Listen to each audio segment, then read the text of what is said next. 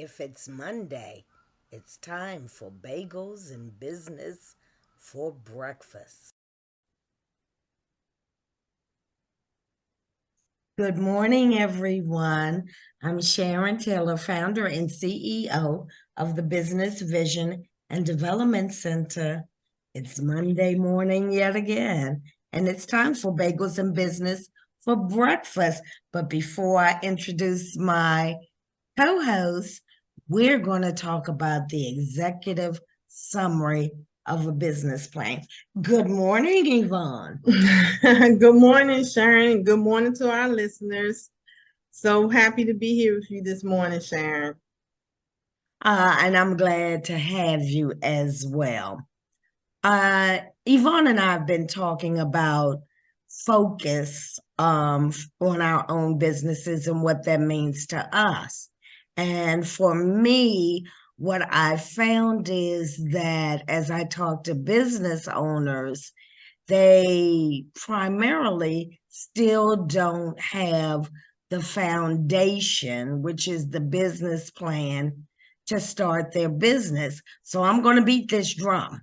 I'm going to beat this drum until we can't beat it anymore. How you feel about that, Yvonne?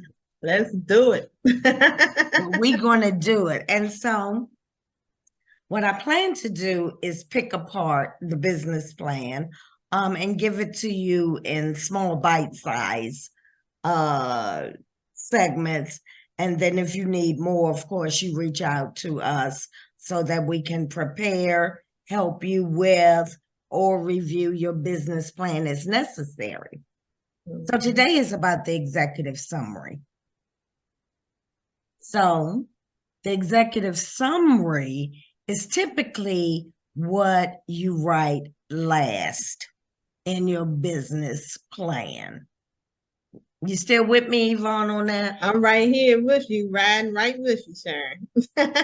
And what it does is it's a snapshot or synopsis of what's in your entire business plan so that your investors, your employees, and even yourself can just do a quick look at what is in your business plan in its entirety and then go to those different segments if they need to.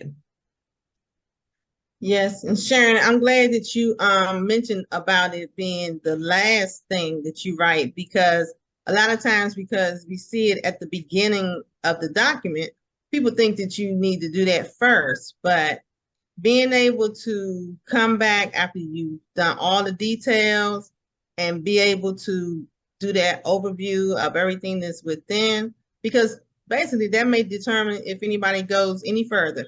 You got that right, Yvonne, because if I look at an executive summary and it doesn't catch me, 9 times out of 10, I'm not going to flip through the pages of a business plan.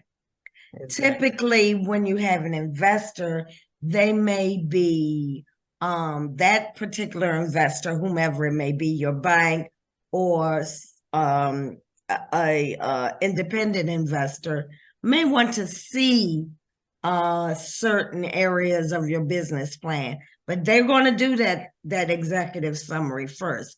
If you don't have what needs to be in that summary, then chances are, again, they're not going to flip the pages. So let's talk about the 5 W's that you should concentrate on in your executive summary.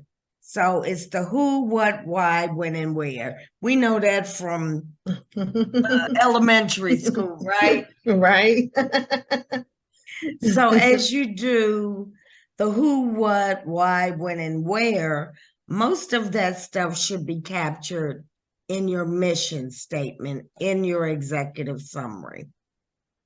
So who are you as a business owner? Who are you going to serve as a business owner? What are your products and services? Why are you doing this? What is the problem that you're going to solve?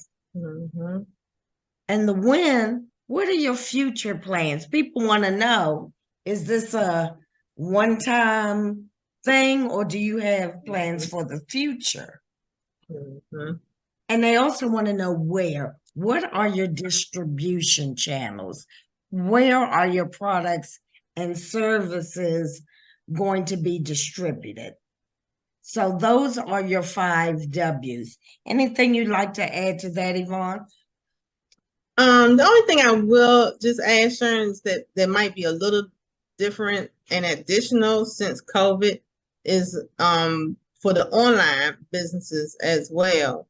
You know, being able to still have clarity on who the targeted audience is, you know, just making sure that you're still answering those questions, although you may be looking at the fact that you're an online business, but still, if you might at some point want some funding for the services or products, you still need to have that information included. That's a good point, Yvonne, because in, like you said, pandemic and post-pandemic and during pandemic, a lot Mhm. of businesses see that their clients are just an open space and Mhm. they're not marketing to a specific demographic. And that can be a problem. That can be a real problem because you need to target, you need to have your advertising and marketing go to a Mhm. specific group and not just a free for all. So thank you for saying that, Yvonne. Yes, ma'am. So as we move forward, um, in our journey as business owners, we will continue to talk to you about your business plan. Again, this was just the last chapter that we talked about first, and that's the executive summary. We talked about the who, what, why, when, and where. We talked about your demographics in the online space, still having a specific consumer. And we also said that we're available to write the business plan, review the business plan, edit Yeah. your business plan, and we can also do a la carte. If you just need a portion of your business plan crafted, say your management team or market analysis, we're also available to do that.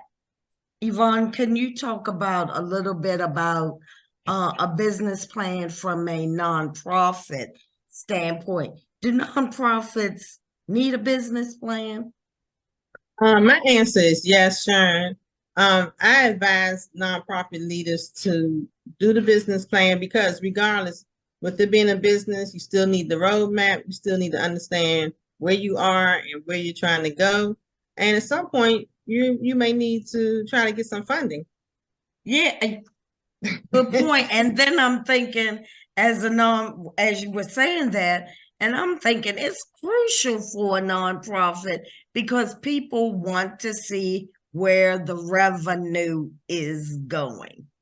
And a business plan is a perfect opportunity for them to say, this is my plan, this is what my future goals are, and this is how we plan to spend the money. So we Exactly. got you covered on both areas, profit and nonprofit. Anything you like to add before we close, Yvonne? Sharon, I just want to add to our listeners, I just want to make a comment because we have been sharing a lot of great information here on Bagels and Business for Breakfast. And I just want to encourage those who have been following us and listening to take a moment and reach out to us because otherwise, a lot of times we know, Sharon, that we can get very distracted. We don't do the next step, or we think we could just do the business without doing the foundational work. So I just want to encourage them to please don't just listen to us and be entertained by us. Contact us so that we can help you get the work done. Thank you for that, Yvonne. And also, you reach out to us. Just have a chat just to see Mhm. where you are, where you need to be. You can email us at info@thebvdcenter.org, or you can also go to the website www.thebvdcenter.org, click on Get Started, which will submit an email to me, and we're going to see where you are, and we're going to get you where you need to be. That's right. Thank you. Oh, our YouTube channel, Yvonne. What you going to tell them about that, Yvonne? Yes, they need to definitely go to our YouTube channel, the BVDC, and click, subscribe, and share it. Like, all share, and subscribe. That's right. Today. All right. Thank you so much, and we'll see you again soon. Bye. Like, share, and subscribe.